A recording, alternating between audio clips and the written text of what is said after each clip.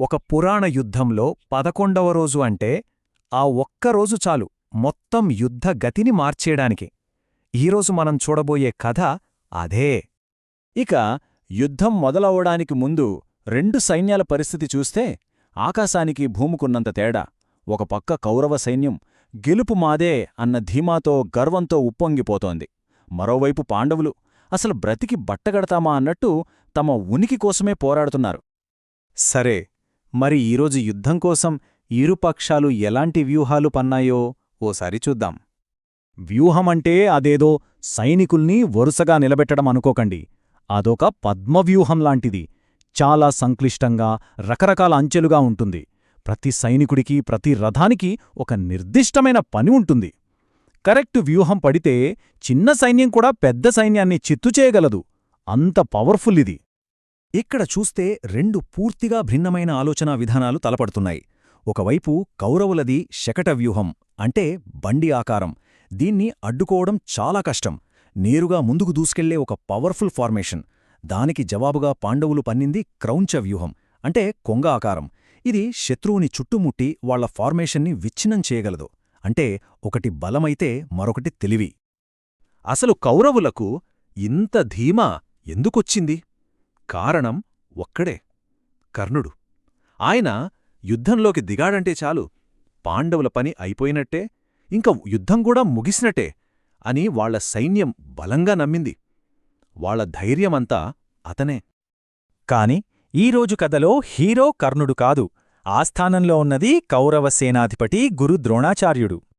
యుద్ధం మొదలైన కొన్ని క్షణాల్లోనే ద్రోణుడు తన విశ్వరూపం చూపించాడు.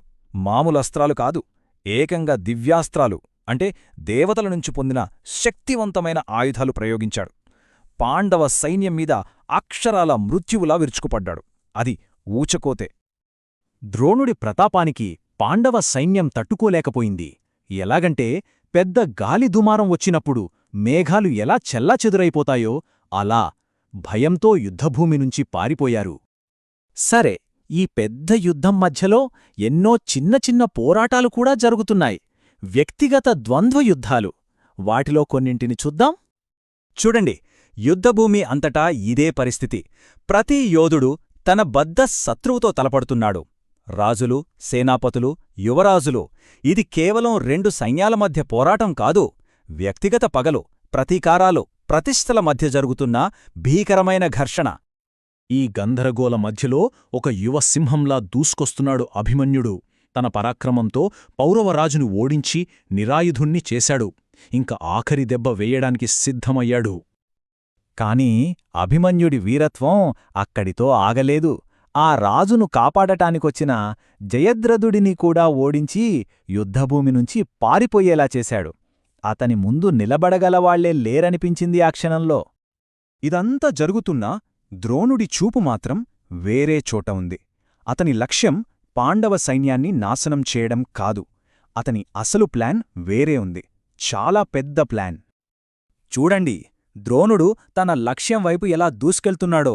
అడ్డు వచ్చిన వాళ్లందర్నీ పక్కకి తోసేస్తూ యుధిష్ఠిరుడికి అతి దగ్గరగా వచ్చేశాడు. ఇక అంతే, పాండవరాజును బంధించడం ఖాయమనిపించింది. కాని ఇక్కడే ద్రోణుడిలో ఉన్న ఇంకో కోణం కనిపిస్తోంది. ఎంత విచిత్రమో చూడండి. తన చేతిలో చనిపోతున్న శత్రువు యొక్క వీరత్వాన్ని చూసి ఆయన్ని మెచ్చుకున్నాడు. అంటే అతను కేవలం చంపే యోధుడు కాదు, వీరత్వానికి, పరాక్రమానికి విలువనిచ్చే గురువు కూడా. ఇది చూసిన కౌరవ సైన్యానికి ఇక పట్టబగ్గాల్లేవు. తమ సేనాధిపతి తన లక్ష్యాన్ని దాదాపు చేరుకోవడంతో వాళ్లంతా ఇక యుధిష్ఠిరుడి పని అయిపోయింది అని విజయగర్వంతో అరిచారు. కాని కథ ఇక్కడతో ముగియలేదు. సరిగ్గా ఇక్కడే ఒక నాటకీయమైన మలుపు రాబోతోంది. యుద్ధభూమిలోకి ఒక కొత్త శక్తి అడుగుపెట్టబోతోంది. రాజు బందీ అయ్యాడు. పాండవుల కథ ముగిసినట్టేనా? ఇక అంతా అయిపోయిందా? అప్పుడే వినిపించింది ఆ శబ్దం. టమ్ అనే ఒక టంకార ధ్వని. అది అర్జునుడి గాండేవం నుంచి వచ్చిన శబ్దం. తన గురువునే సవాల్ చేయడానికి ఆయన ప్రియ శిష్యుడు వచ్చేశాడు. ఇది కేవలం గురుశిష్యుల మధ్య పోరాటం కాదు, ఇది విధి.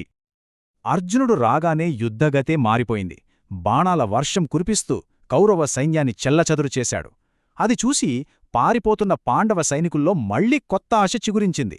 వాళ్లు తిరిగి పోరాడటం మొదలుపెట్టారు. ఇక ఆ రోజు భీకరమైన పోరాటం చివరి అంకానికి చేరుకుంది. ఈ భీకర పోరాటాన్ని ఆపింది ఏ ఒక్కరి విజయం కాదు, స్వయంగా ప్రకృతి.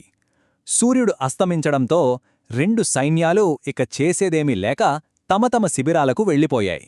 రోజు అయితే ముగిసింది, కాని యుద్ధం కాదు. 11వ రోజు ముగిసింది.